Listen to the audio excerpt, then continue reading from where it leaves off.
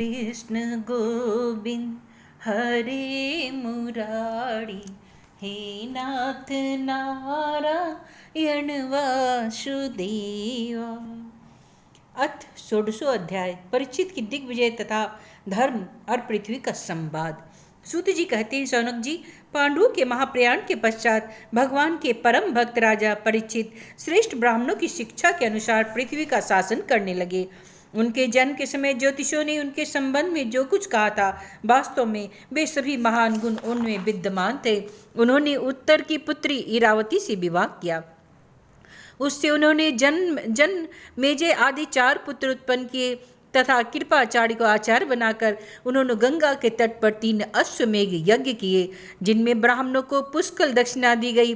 उन यज्ञों में देवताओं ने प्रत्यक्ष रूप में प्रकट होकर अपना भाग ग्रहण किया था। एक बार दिग्विजय करते समय उन्होंने देखा कि शूद्र के रूप में कलयुग राजा का वेश धारण करके एक गाय और बैल के जोड़ों को ठोकरों से मार रहा है। तब उन्होंने उसे बलपूर्वक पकड़कर दंड दिया। शौनक जी ने पूछा, महाभाग्यवान सूत जी, दिग्विजय के समय महाराज परीक्षित ने कलयुग को दंड देकर ही क्यों छोड़ दिया, मार क्यों नहीं डाला?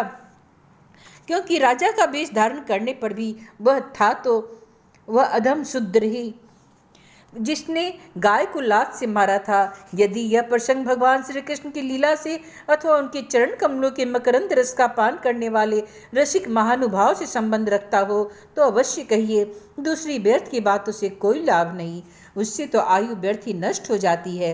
प्यारे सूत जी, जो लोग चाहते तो हैं मोक्ष, परंतु अल्पायु होने के कारण मृत्यु से ग्रस्त हो रहे हैं, उनके कल्याण के लिए भगवान यम का आवाहन करके उन्हें यहाँ सामित्र कर्म में नियुक्त कर दिया गया है। जब तक यमराज यहाँ इस कर्म में नियुक्त है, तब तक किसी की मृत्यु नहीं होगी। मृत्यु से ग्रस्त मनुष्य लोक के जीव भी भगवान की सुधा तुल्य लीला कथा का पान कर सके, इसलिए महर्षियों ने भगवान यम को यहाँ बुलाया है। एक तो थोड़ी आयु और दूसरी कम समझ, ऐसी अवस्था में संसार के मदभाग्य विषयी पुरुषों की आयु व्यर्थ ही बीती जा रही है, नींद में रात और व्यर्थ के कामों में दिन। सूत जी ने कहा, जिस समय राजा परीक्षित कुरु जांगल देश में सम्राट के रूप में निवास कर रहे थे, उस समय उन्होंने सुना कि मेरी सेना द्वारा सुरक्षित साम्राज्य में कलियुग का प्रवेश हो गया है।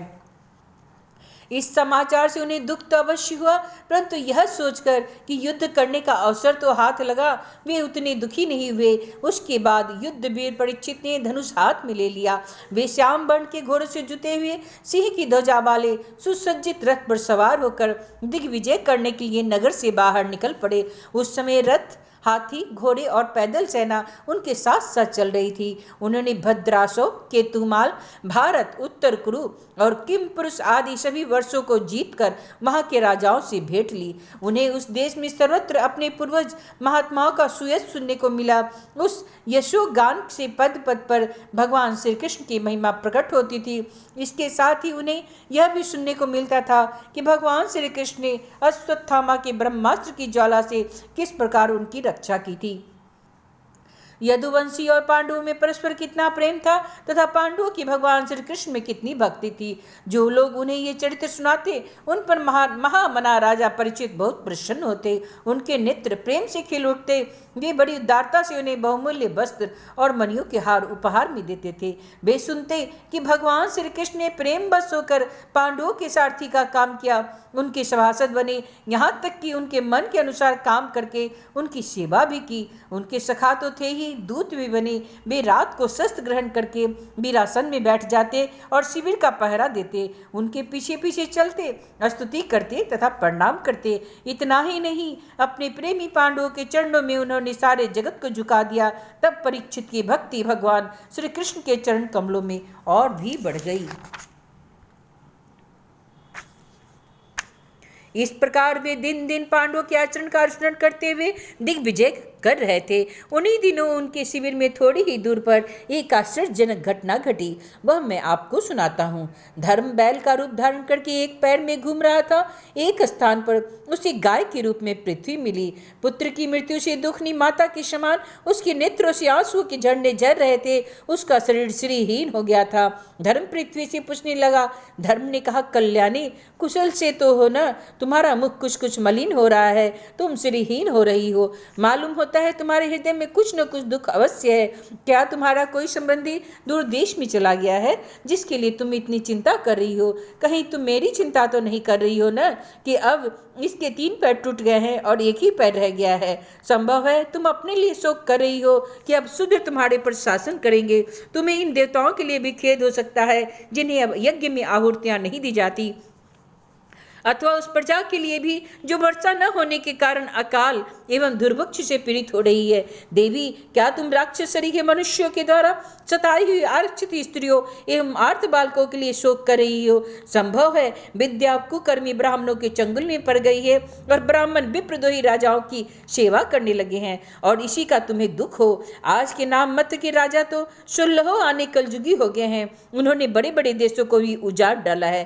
क्या तुम उन राजाओं या देशों के लिए शोक कर रही हो? आज की जनता खान पान, वस्त्र, स्नान और स्त्री सहवास आदि में शास्त्रीय नियमों का पालन न करके शिक्षाचार कर रही है। क्या तुम इसके लिए दुखी हो? माँ पृथ्वी, अब समझ में आया हो न हो तुम्हें भगवान श्री कृष्ण की याद आ रही होगी, क्योंकि उन्होंने तुम्हारा भार उतारने के लिए अवतार लिया था और ऐसी लीलाएं की थी जो मोक्ष का अवलंबन होए।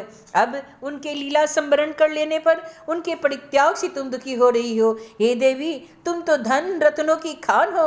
तुम अपने क्लेश का कारण जिससे तुम इतनी दुर्बल हो गई हो मुझे बतलाओ। मालूम होता है बड़े बड़े बलवानों को भी हरा देने वाले काल ने देवताओं की द्वारा बंधनीय तुम्हारे सौभाग्य को छीन लिया है। पृथ्वी ने कहा, धर्म, तुम मुझसे जो कुछ पूछ रहे हो वह तो सब कुछ तुम भी जानते हो। जिन भगवान के सहारे तुम सारे संसार को सुख पहुंचाने वाले अपने चारों चरण से युक्त थे, जिनमें सत्य, पवित्रता, दया, क्षमा, त्याग, संतोष, सरलता, सम, दम, तप, समता, तितिक्षा, उत्पत्ति, शास्त्र विचार, ज्ञान, वैराग्य, ऐश्वर्य, वीरता, तेज, बल, स्मृति, स्वतंत्रता, कौशल, कांति, धैर्य, कोमलता, निर्भीकता, विनय, शील, साहस, उत्साह, बल, सौभाग्य, गंभीरता, स्थिरता, आस्तिकता, कीर्ति, गौरव और निरहंकारता, ये 39 अप्राकृतिक गुण तथा महत्वाकांक्षी पुरुषों के द्वारा वांछनीय और भी बहुत से महान गुण उनकी सेवा करने के लिए नित्य निरंतर निवास करते हैं, एक क्षण के लिए भी उनसे अलग नहीं होते। उन्हीं समस्त गुणों के आश्रय सौंदर्य धाम भगवान श्री कृष्ण ने इस समय इस श्लोक से अपनी लीला संवरण कर ली और वह संसार पाप में कलयुग की कुदृष्टि का शिकार हो गया। यही देखकर मुझे बड़ा शोक हो रहा है। अपने लिए देवताओं में श्रेष्ठ तुम्हारे लिए देवता, पितर, ऋषि, साधु और समस्त वर्णों तथा आश्रमों के मनुष्यों के लिए मैं शोकग्रस्त हो रही हूँ।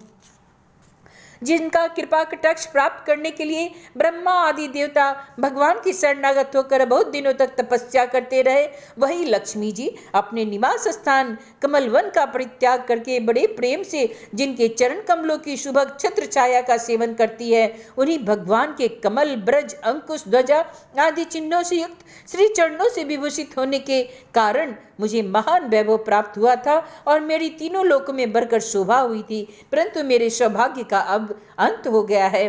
भगवान ने मुझे अभाग्नि को छोड़ दिया। मालूम होता है मुझे अपने सौभाग्य पर गर्व हो गया था, इसीलिए उन्होंने मुझे यह दंड दिया। तुम अपने 3 चरणों के कम हो जाने से मन ही मन कूद रहे थे, अतः अपने पुरुषार्थ से तुम्हें अपने ही अंदर पुनः सब अंगों से पूर्ण में स्वस्थ कर देने के लिए वे अत्यंत रमणीय श्याम सुंदर विग्रह से यदुवंश में प्रकट हुए और मेरे बड़े भारी भार को जो असुरवंशी राजाओं को की सैकड़ों अक्षौहिणी सेनाओं के रूप में था नष्ट कर डाला, क्योंकि वे परम स्वतंत्र थे, जिन्होंने अपनी प्रेम भरी चितवन, मनोहर मुस्कान और मीठी मीठी बातों से सत्यभामा और मधुमयी मानिनियों के मान के साथ धीरज को भी छीन लिया था और जिनके चरण कमलों के स्पर्श से मैं निरंतर आनंद से पुलकित रहती थी, उन पुरुषोत्तम भगवान श्री कृष्ण का विरह भला कौन सह सकती है। धर्म और पृथ्वी इस प्रकार आपस में बातचीत कर ही रहे थे कि उसी समय राजर्षि परीक्षित पूर्व वाहिनी सरस्वती के तट पर आ पहुंचे। इति श्रीमद्भागवते महापुराणे परमहंस्या संहितायां प्रथम स्कंदे पृथ्वी धर्म संवादो नाम षोडशोऽध्याय। अथ सप्तदशो अध्याय। महाराज परीक्षित द्वारा कलयुग का दमन। सूत जी कहते हैं, सौनक जी, वहां पहुंचकर राजा परीक्षित ने देखा कि एक राजवेशधारी शूद्र हाथ में डंडा लिए हुए है और गाय बैल के एक जोड़े को इस तरह पीटता जा रहा है जैसे उनका कोई स्वामी ही ना हो। वह कमल तंतु की समान श्वेत रंग का बैल एक पैर से खड़ा कांप रहा था तथा शूद्र की ताड़ना से पीड़ित और भयभीत होकर मूत्र त्याग कर रहा था। धर्मोपयोगी दूध, घी आदि अवश्य पदार्थों को देने वाली वह गाय भी बार बार शूद्र के पैरों की ठोकरें खाकर अत्यंत दीन हो रही थी। एक तो वह स्वयं ही दुबली पतली थी, दूसरे उसका बछड़ा भी उसके पास नहीं था। उसे भूख भी लगी हुई थी और उसकी आंखों से आंसू बहते जा रहे थे। स्वर्ण जटित रथ पर चढ़े हुए राजा परीक्षित ने अपना धनुष चढ़ाकर मेघ की समान गंभीर वाणी से उसको ललकारा। अरे तू कौन है जो बलवान होकर भी मेरे राज्य के इन दुर्बल प्राणियों को बलपूर्वक मार रहा है? तूने नट की भांति बेश तो राजा का सा बना रखा है, परंतु कर्म से तो तू शूद्र जान पड़ता है। हमारे दादा अर्जुन के साथ भगवान श्री कृष्ण के परम धाम पधार जाने पर इस प्रकार निर्जन स्थान में निरपराधों पर प्रहार करने वाला तू अपराधी है, अतः वध के योग्य है। उन्होंने धर्म से पूछा, कमल नाल के समान आपका श्वेत वर्ण है, 3 पैर न होने के पर भी आप एक ही पैर से चलते फिरते हैं, यह देखकर मुझे बड़ा कष्ट हो रहा है। बतलाइए, आप क्या बैल के रूप में कोई देवता है? अभी यह भूमंडल कुरुवंशी नरपतियों के बाहुबल से सुरक्षित है, इसमें आपके सिवा और किसी भी प्राणी की आंखों से शोक के आंसू बहते मैंने अभी तक नहीं देखे हैं। धेनुपुत्र, अब आप शोक न करें, इस शूद्र से निर्भय हो जाए। गो माता, मैं दुष्टों को दंड देने वाला हूँ, अब आप रोए नहीं, आपका कल्याण हो। देवी, जिस राजा के राज्य में दुष्टों के उपद्रव से सारी प्रजा त्रस्त रहती है, उस मत वाले राजा की कीर्ति, आयु, ऐश्वर्य और परलोक नष्ट हो जाते हैं। राजाओं का परम धर्म यही है कि वे दुखियों का दुख दूर करे। यह महादुष्ट और प्राणियों को पीड़ित करने वाला है, अतः मैं अभी इसे मार डालूंगा। सुरभि नंदन, आप तो 4 पैर वाले जीव हैं, आपके 3 पैर किसने काट डाले? श्री कृष्ण के अनुयायी राजाओं के राज्य में कभी कोई भी आपको इस तरह दुखी न हो। वृषभ, आपका कल्याण हो। बतलाइए, आप जैसे निरपराध साधुओं का अंग भंग करके किसने दुष्ट ने पांडवों की कीर्ति में कलंक लगाया है? जो किसी निरपराध प्राणी को सताता है, उसे चाहे वह कहीं भी रहे, मेरा भविष्य भय अवश्य होना चाहिए। दुष्टों का दमन करने से साधुओं का कल्याण ही होता है। जो उद्दंड व्यक्ति निरपराध प्राणियों को दुख देता है, वह चाहे साक्षात देवता ही क्यों न हो, मैं उसकी बाजूबंद से विभूषित भुजाओं को काट डालूंगा।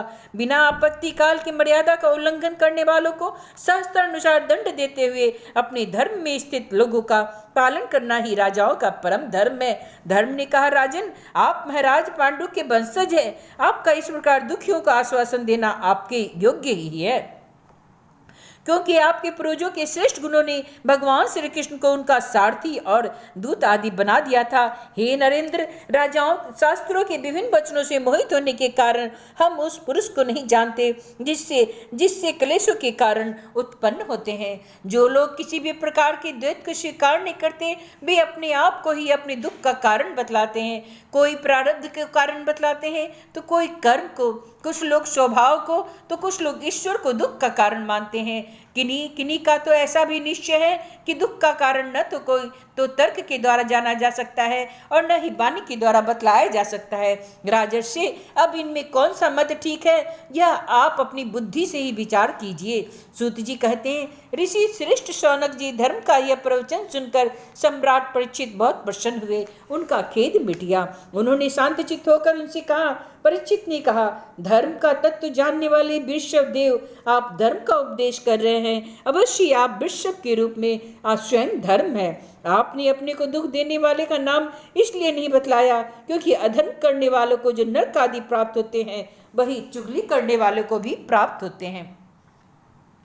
अथवा यही सिद्धांत निश्चित है कि प्राणियों के मन और वाणी से परमेश्वर की माया के स्वरूप का निरूपण नहीं किया जा सकता। धर्मदेव, सतयुग में आपके 4 चरण थे, तप, पवित्रता, दया और सत्य। इस समय अधर्म के अंश गर्व, आसक्ति और मद से 3 चरण नष्ट हो चुके हैं। अब आपका 4था चरण केवल सत्य ही बच रहा है, उसी के बल पर आप जी रहे हैं। असत्य से पुष्ट हुआ यह अधर्म रूप कलयुग उसे भी ग्रास कर लेना चाहता है। ये गौ माता साक्षात पृथ्वी है, भगवान ने उनका भारी बोझ उतार दिया था और ये उनके राशि राशि सौंदर्य बिखेरने वाले चरण चिन्हों से सर्वत्र उत्सवमयी हो गई थी। अब ये उनसे बिछुड़ गई हैं। वे साध्वी अभागिनी के समान नेत्रों में जल भरकर यह चिंता कर रही हैं कि अब राजा का स्वांग बनाकर ब्राह्मण द्रोही शूद्र ही मुझे भोगेंगे। महारथी परीक्षित ने इस प्रकार धर्म और पृथ्वी को सांत्वना दी। फिर उन्होंने अधर्म के कारण रूप कलजुग को मारने के लिए तीक्ष्ण तलवार उठाई। कलजुग ताड़ गया कि ये तो अब मुझे मार ही डालना चाहते हैं, अतः झटपट उसने राज चिन्ह उतार डाले और भय विह्वल होकर उनके चरणों पर अपना सिर रख दिया। परीक्षित बड़े यशस्वी दीन वत्सल और शरणागत रक्षक थे। उन्होंने जब कलजुग को अपने पैरों पर पड़े देखा तो कृपा करके उसको मारा नहीं, अपितु हंसते हुए उससे ये कहा। परीक्षित बोले, जब तू हाथ जोड़कर शरण आ ही गया तब अर्जुन के यशस्वी वंश में उत्पन्न हुए किसी भी वीर से तुझे कोई भय नहीं, परंतु तू अधर्म का सहायक है, इसलिए तुझे मेरे राज्य में तो नहीं रहना है। तेरे राजाओं के शरीर में रहने से ही लोभ, झूठ, जोड़ी, दुष्टता, स्वधर्म त्याग, दरिद्रता, कपट, कलह, दंभ और दूसरे पापों की बढ़ती हो रही है। अतः अधर्म के साथी इस ब्रह्मवर्त में तू एक क्षण के लिए भी न ठहरना, क्योंकि यह धर्म और सत्य का निवास स्थान है। इस क्षेत्र में यज्ञ विधि के जानने वाले महात्मा यज्ञों के द्वारा यज्ञ पुरुष भगवान की आराधना करते रहते हैं। इस देश में भगवान श्री हरि यज्ञों के रूप में निवास करते हैं। यज्ञों के द्वारा उनकी पूजा होती है और वे यज्ञ करने वालों का कल्याण करते हैं। वे सर्वात्मा भगवान वायु की भांति समस्त चराचर जीवों के भीतर और बाहर एक रस स्थित रहते हुए उनकी कामनाओं को पूर्ण करते रहते हैं। सूत जी कहते हैं, परीक्षित की यह आज्ञा सुनकर कलजुग सिहर उठा। यमराज के समान मारने के लिए उद्यत हाथ में तलवार लिए हुए परीक्षित से वह बोला।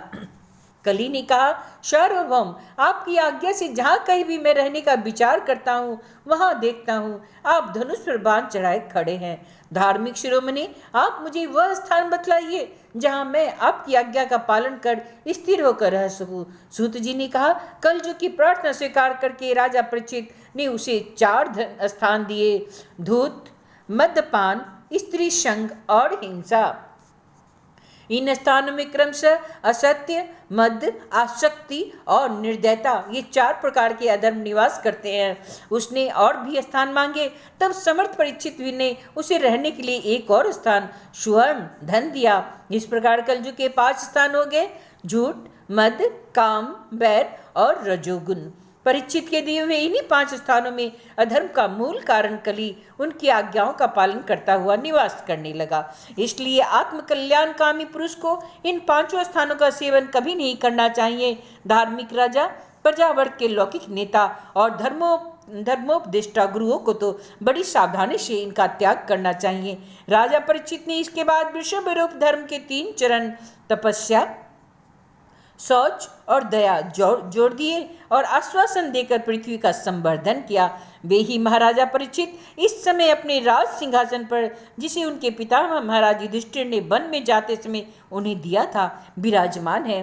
वे परम यशस्वी सौभाग्यभाजन चक्रवर्ती सम्राट राजर्षि परीक्षित इस समय हस्तिनापुर में कौरव कुल की राज्य लक्ष्मी से शोभायमान है। अभिमन्यु नंदन राजा परीक्षित वास्तव में ऐसे ही प्रभावशाली है जिनके शासन काल में आप लोग इस दीर्घकालीन यज्ञ के लिए दीक्षित हुए हैं। इति श्रीमद्भागवते महापुराणे परमहंसया संहितायां प्रथम स्कंदे कली निग्रहो नाम 17 अध्याय। अष्टादशो अध्याय। राजा परीक्षित की श्रृंगी ऋषि का श्राप। सूत जी कहते हैं, अद्भुत कर्मों भगवान श्री कृष्ण की कृपा से राजा परीक्षित अपनी माता की कोख में अश्वत्थामा के ब्रह्मास्त्र से जल जाने पर भी मरे नहीं। जिस समय ब्राह्मण के शाप से उन्हें डसने के लिए तक्षक आया, उस समय वे प्राणनाश के महान भय से भी भयभीत नहीं हुए, क्योंकि उन्होंने अपना चित्त भगवान श्री कृष्ण के चरणों में समर्पित कर रखा था। उन्होंने सबकी आसक्ति छोड़ दी, गंगा तट पर जाकर श्री सुखदेव जी से उपदेश ग्रहण किया और इस प्रकार भगवान के स्वरूप को जानकर अपने शरीर को त्याग दिया। जो लोग भगवान श्री कृष्ण की लीला कथा कहते रहते हैं, उस कथा अमृत का पान करते रहते हैं और इन दोनों ही साधनों के द्वारा उनके चरण कमलों का स्मरण करते रहते हैं, उन्हें अंत काल में भी मोह नहीं होता। जब तक पृथ्वी पर अभिमन्यु नंदन महाराज परीक्षित सम्राट है, तब तक चारों ओर व्याप्त हो जाने पर भी कलयुग का कुछ भी प्रभाव नहीं था। वैसे तो जिस दिन जिस क्षण श्री कृष्ण ने पृथ्वी का परित्याग किया, उसी समय पृथ्वी में अधर्म का मूल कारण कलयुग आ गया था। भ्रमर के समान सारग्राही सम्राट परीक्षित कलयुग से कोई द्वेष नहीं रखते थे, क्योंकि इसमें एक बहुत बड़ा गुण है। पुण्य कर्म तो संकल्प मात्र से फलीभूत हो जाते हैं, परंतु पाप कर्म का फल शरीर से करने पर ही मिलता है, संकल्प मात्र से नहीं। यह भेड़िए के समान बालकों के प्रति सूरवीर और धीरवीर पुरुषों के लिए बड़ा भीरू है। यह परमादि मनुष्यों को अपने वश में करने के लिए सदा ही सावधान रहता है। सौनकादिक ऋषियों, आप लोगों को मैंने भगवान की कथा से युक्त राजा परीक्षित का पवित्र चरित्र सुनाया है। आप लोगों ने यही पूछा था, भगवान श्री कृष्ण कीर्तन करने योग्य बहुत सी लीलाएं करते हैं, इसलिए उनके गुण और लीलाओं से संबंध रखने वाली जितनी भी कथाएं हैं, कल्याणकामी पुरुषों को उन सब का सेवन करना चाहिए। ऋषियों ने कहा, सौम्य स्वभाव सूत जी, आप युग युग जिए, क्योंकि मृत्यु के प्रवाह में पड़े हुए हम लोगों को आप भगवान श्री कृष्ण की अमृतमयी उज्ज्वल कीर्ति का श्रवण कराते हैं। यज्ञ करते करते उनके धुएं से हम लोगों का शरीर धूमिल हो गया है, फिर भी इस कर्म का कोई विश्वास नहीं है। इधर आप तो वर्तमान में ही भगवान श्री कृष्ण चंद्र के चरण कमलों का मादक और मधुर मधु पिलाकर हमें तृप्त कर रहे हैं। भगवत प्रेमी भक्तों के लौ मात्र के सत्संग से स्वर्ग एवं मोक्ष की भी तुलना नहीं की जा सकती, फिर मनुष्यों के तुक्ष भोगों की तो बात ही क्या है। ऐसा कौन रस मर्मज्ञ होगा जो महापुरुषों के एकमात्र जीवन सर्वस्व श्री कृष्ण की लीला कथाओं से तृप्त हो जाए। समस्त प्राकृत गुणों से अतीत भगवान के अचिंत्य अनंत कल्याण में गुणगुणों का पार तो ब्रह्मा, शंकर आदि बड़े बड़े योगेश्वर भी नहीं पा सके हैं। विद्वान, आप भगवान को ही अपने जीवन का ध्रुव तारा मानते हैं, इसलिए आप सत्पुरुषों के एकमात्र आश्रय भगवान के उद्धार और विशुद्ध चरित्रों का हम श्रद्धालु श्रोताओं के लिए विस्तार से वर्णन कीजिए। भगवान के परम प्रेमी महाबुद्धि परीक्षित ने श्री सुखदेव जी को उपदेश किए हुए जिस ज्ञान से मोक्ष स्वरूप भगवान के चरण कमलों को प्राप्त किया, आप कृपा करके उसी ज्ञान और परीक्षित के परम पवित्र उपाख्यान का वर्णन कीजिए, क्योंकि इसमें कोई बात छिपा कर नहीं कही गई होगी और भगवत प्रेम की अद्भुत योग निष्ठा का निरूपण किया गया होगा। उसमें पद पद पर भगवान श्री कृष्ण की लीलाओं का वर्णन हुआ होगा। भगवान के प्यारे भक्तों को वैसा प्रसंग सुनने में बड़ा रस मिलता है। सूत जी कहते हैं, अहो, विलोम जाति में उत्पन्न होने पर भी महात्माओं की सेवा करने के कारण आज हमारा जन्म सफल हो गया, क्योंकि महापुरुषों के साथ बातचीत करने मात्र से ही नीच कुल में उत्पन्न होने की मनोव्यथा शीघ्र ही मिट जाती है। फिर उन लोगों की तो बात ही क्या जो सत्पुरुषों के एकमात्र आश्रय भगवान का नाम लेते हैं। भगवान की शक्ति अनंत है, वे स्वयं अनंत है। वास्तव में उनके गुणों की अनंतता के कारण ही उन्हें अनंत कहा गया है। भगवान के गुणों की क्षमता भी जब कोई नहीं कर सकता, तब उनसे बढ़कर तो कोई हो ही कैसे सकता है। उनके गुणों की यह विशेषता समझाने के लिए इतना कह देना ही पर्याप्त है कि लक्ष्मी जी अपने को प्राप्त करने की इच्छा से प्रार्थना करने वाले ब्रह्मादि देवताओं को छोड़कर भगवान के न चाहने पर भी उनके चरण कमलों की रज का ही सेवन करती है। ब्रह्मा जी ने भगवान के चरणों का प्रक्षालन करने के लिए जो जल समर्पित किया था, वही उनके चरण नखों से निकलकर गंगा जी के रूप में प्रवाहित हुआ। यह जल महादेव जी सहित सारे जगत को पवित्र करता है। ऐसी अवस्था में त्रिभुवन में श्री कृष्ण के अतिरिक्त भगवान शब्द का दूसरा और क्या अर्थ हो सकता है। जिनके प्रेम को प्राप्त करके धीर पुरुष बिना किसी हिचक के देह गेह आदि की दृढ़ आसक्ति को छोड़ देते हैं और उस अंतिम परमहंस आश्रम को स्वीकार करते हैं, जिसमें किसी को कष्ट न पहुंचाना और सब ओर से उपशांत हो जाना ही स्वधर्म होता है। सूर्य के समान प्रकाशमान महात्माओं, आप लोगों ने मुझसे जो कुछ पूछा वह मैं अपनी समझ के अनुसार सुनाता हूँ। जैसे पक्षी अपनी शक्ति के अनुसार आकाश में उड़ते हैं, वैसे ही विद्वान लोग भी अपनी अपनी बुद्धि के अनुसार ही श्री कृष्ण की लीला का वर्णन करते हैं। एक दिन राजा परीक्षित धनुष लेकर वन में शिकार खेलने गए हुए थे। हरिणों के पीछे दौड़ते दौड़ते वे थक गए और उन्हें बड़े जोर की भूख और प्यास लगी। तो जब कहीं उन्हें कोई जलाशय नहीं मिला, तब वे उसके पास के ही एक ऋषि के आश्रम में घुस गए। उन्होंने देखा वहां आंखें बंद करके शांत भाव से एक मुनि आसन पर बैठे हुए हैं। इंद्रिय, प्राण, मन और बुद्धि के निरुद्ध हो जाने से वे संसार से ऊपर उठ गए थे। जागृत, स्वप्न, सुषुप्ति तीनों अवस्थाओं से रहित निर्विकार ब्रह्मरूप तुरीय पद में वे स्थित थे। उनका शरीर बिखरी हुई जटाओं से और कृष्ण मृग चर्म से ढका हुआ था। राजा परीक्षित ने ऐसी ही अवस्था में उनसे जल मांगा, क्योंकि प्यास से उनका गला सूखा जा रहा था। जब राजा को वहां बैठने के लिए तिनके का आसन भी न मिला, किसी ने उन्हें भूमि पर भी बैठने को न कहा, अधड़ी और आदर बड़ी मीठी बातें तो कहाँ से मिलती। तब अपने को अपमानित सा मानकर वे क्रोध के वश में हो गए। सौनक जी, वे भूख प्यास से छटपटा रहे थे, इसलिए एकाएक उन्हें ब्राह्मण के प्रति ईर्ष्या और क्रोध हो गया। उनके जीवन में इस प्रकार का यह पहला ही अवसर था। वहां से लौटते समय उन्होंने क्रोधवश धनुष की नोक से एक मरा सांप उठाकर ऋषि के गले में डाल दिया और अपनी राजधानी चले आए। उनके मन में यह बात आई कि इन्होंने जो अपने नेत्र बंद कर रखे हैं, सो क्या वास्तव में इन्होंने अपनी सारी इंद्रिय वृत्तियों का निरोध कर लिया है, अथवा इन राजाओं से हमारा क्या प्रयोजन, ये सोचकर इन्होंने झूठ मूठ समाधि का ढोंग रच रखा है। उन समीक मुनि का पुत्र बड़ा तेजस्वी था। उसने दूसरे ऋषि कुमारों के साथ पास ही खेल रहा था। उस बालक ने जब सुना कि राजा ने मेरे पिता के साथ दुर्व्यवहार किया है, तब वह इस प्रकार कहने लगा, हे नरपति कहलाने वाले लोग, उच्छिष्ट भोजी कौवों के समान संड मुसंड होकर कितना अन्याय करने लगे हैं। ब्राह्मणों के दास होकर भी ये दरवाजे पर पहरा देने वाले कुत्ते के समान अपने स्वामी का ही तिरस्कार करते हैं। ब्राह्मणों ने क्षत्रियों को अपना द्वारपाल बनाया है, उन्हें द्वारपाल पर रहकर रक्षा करनी चाहिए। घर में घुसकर स्वामी के बर्तन में खाने का उन्हें कोई अधिकार नहीं। अतएव उन मार्गगामियों के शासक भगवान श्री कृष्ण के परम धाम पधार जाने पर इन मर्यादा तोड़ने वालों को आज मैं दंड देता हूँ। मेरा तपोबल भी देखो। अपने साथी बालकों से इस प्रकार कहकर क्रोध से लाल लाल आंखों वाले उस ऋषि कुमार ने कौशिकी नदी के जल से आचमन करके अपनी वाणी रूपी वृक्ष का प्रयोग किया। कुलांगार परीक्षित ने मेरे पिता का अपमान करके मर्यादा का उल्लंघन किया है, इसलिए मेरी प्रेरणा से आज के 7वें दिन उसे तक्षक सर्प डस लेगा। इसके बाद वह बालक अपने आश्रम पर आया और अपने पिता के गले में सांप देखकर उसे बड़ा दुख हुआ और वह ढार मार के रोने लगा। विप्रवर सौनक जी, समीक मुनि ने अपने पुत्र का रोना चिल्लाना सुनकर धीरे धीरे अपनी आंखें खोली और देखा उनके गले में एक मरा हुआ सांप पड़ा है। उसे फेंक कर उन्होंने अपने पुत्र से पूछा, बेटा तुम क्यों रो रहे हो, किसने तुम्हारा अपकार किया है। उनके इस प्रकार पूछने पर बालक ने सारा हाल कह सुनाया। ब्रह्मर्षि शमीक ने राजा के सांप की बात सुनकर अपने पुत्र का अभिनंदन नहीं किया। उनकी दृष्टि में परीक्षित सांप के योग्य नहीं थे। उन्होंने कहा, अरे मूर्ख बालक, तुमने कितना बड़ा पाप कर दिया। खेद है कि उनकी थोड़ी सी गलती के लिए तूने उन्हें इतना बड़ा दंड दिया। तेरी बुद्धि अभी कच्ची है। तुझे भगवत स्वरूप राजा को साधारण मनुष्य के समान नहीं समझना चाहिए, क्योंकि राजा के दूसरे तेज से सुरक्षित और निर्भय रहकर ही प्रजा अपना कल्याण संपादन करती है। जिस समय राजा का रूप धारण करके भगवान पृथ्वी पर नहीं दिखाई देंगे, उस समय चोर बढ़ जाएंगे। आरक्षित भेड़ों के समान एक क्षण में ही लोगों का नाश हो जाएगा।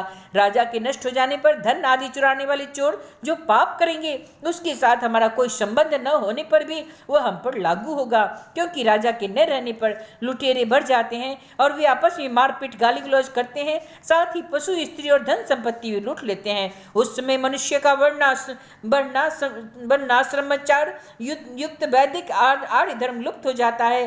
अर्थ, लोभ और काम वासना के विवश होकर लोग कुत्तों और मध्यों के समान वर्ण संकर हो जाते हैं। सम्राट परीक्षित तो बड़े ही यशस्वी और धर्म धुरंधर हैं। उन्होंने बहुत से अश्वमेघ यज्ञ किए हैं और वे भगवान के भी प्यारे भक्त हैं। वे ही राजर्षि भूख प्यासे व्याकुल होकर हमारे आश्रम पर आए थे। वे सांप के योग्य तो कदापि नहीं थे।